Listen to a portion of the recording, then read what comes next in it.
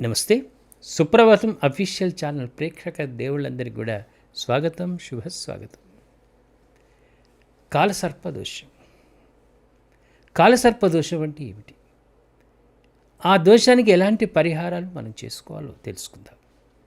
ముఖ్యంగా మానవుని జాతక చక్రంలో రాహు కేతువుల మధ్యలో ఏ గ్రహము లేనట్టయితే దాన్ని కాలసర్పదోషంగా పరిగణిస్తాం. ఈ కాలసర్ప దోషం వలన వివాహాలు కావు. అదేవిధంగా వివాహమైనట్టయితే వైవాహిక జీవితంలో భార్యాభర్తల మధ్య అనేకమైనటువంటి సమస్యలు వస్తాయి, ఆర్థిక ఇబ్బందులు కలుగుతాయి.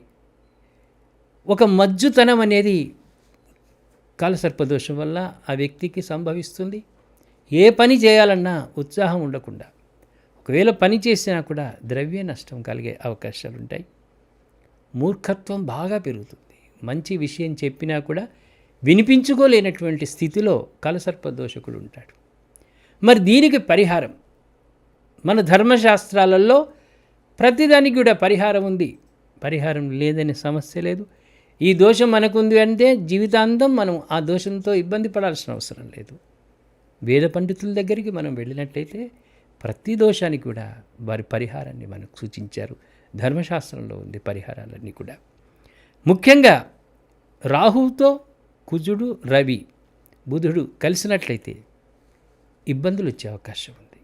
మరొకసారి మనం చేస్తున్నాను. రాహువుతో కుజుడు, శని, బుధుడు వీరు కలిసి ఉన్నట్టయితే అనేకమైనటువంటి ఇబ్బందులు కలుగుతాయి. కాబట్టి కాలసర్ప దోషం ఉన్నటువంటి వారికి ఈ జన్మతః వస్తూ ఉంటుంది. మనకు నక్షత్రము ఎప్పుడైతే తేదీ, జన్మించిన తేదీ ఇవన్నీ చూసుకున్నట్టయితే వారికి వెంటనే కాలసర్పదోషం ఉందని మనకు నిర్ధారణ అవుతుంది. అప్పుడు సుబ్రహ్మణ్యుడు అనే పేరు పెట్టుకోవాలి. లేకుంటే నాగదేవతకు సంబంధించినటువంటి పేరు పెట్టుకోవడం వల్ల వారికి ఇంకా కొంత ఉపశమనం కలిగే అవకాశాలు ఉంటాయి. వీరందరూ కూడా కాళేశ్వరం వెళ్ళినట్టయితే కాలసర్పదోషం నివారణకు పూజలు చేసుకోవచ్చు. కాని పక్షంలో స్థానికంగా ఉండేటువంటి బ్రాహ్మణుని సంప్రదించినట్టయితే కాలసర్ప దోషానికి వారు పరిహారం చేస్తారు, పూజలు చేస్తారు.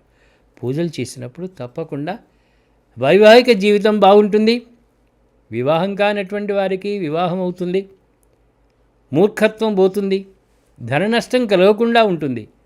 భవిష్యత్తులో ఏది చేయాలన్నా కూడా ముందంజలో ఉంటాడు, ముందుకు వెళ్తూ ఉంటాడు.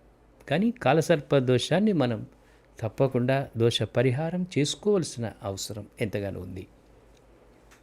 ఇప్పటివరకు కూడా కాలసర్ప దోష నివారణ గురించి మనం మాట్లాడుకున్నాం. మరో ఎపిసోడ్లో మరో దోష నివారణకు కావలసినటువంటి అంశంతో మీ ముందుకు వస్తాను.